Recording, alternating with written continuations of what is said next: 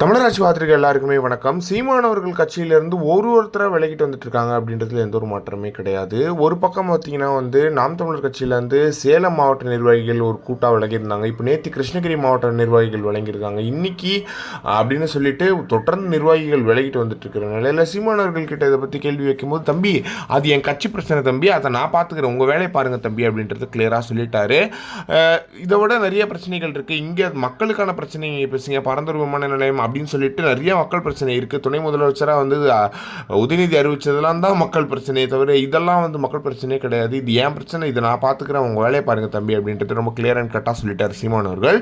ஏன் அப்படின்னு பார்த்தீங்கன்னா நாம் தமிழர் கட்சியிலேருந்து விலகிறதும் சேர்றதும் ரொம்ப சாதாரண விஷயம் தான். ஏன்னா அவங்க போவாங்க மறுபடியும் வந்துடுவாங்க அப்படின்றத சீமான் அவர்கள் சொல்லியிருக்காரு.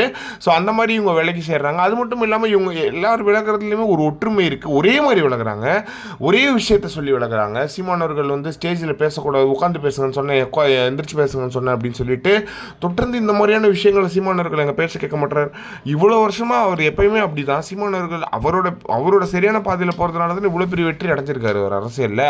அப்படின்னு இருக்கும்போது நீங்கள் சாதாரணமாக சீமானவர்களை விட்டுட்டு போகிறது, சீமானவர்களை விமர்சிக்கிறதுலாம் எங்களால் ஏற்றுக்க முடியல அப்படின்றது ஒன்று இருக்குது.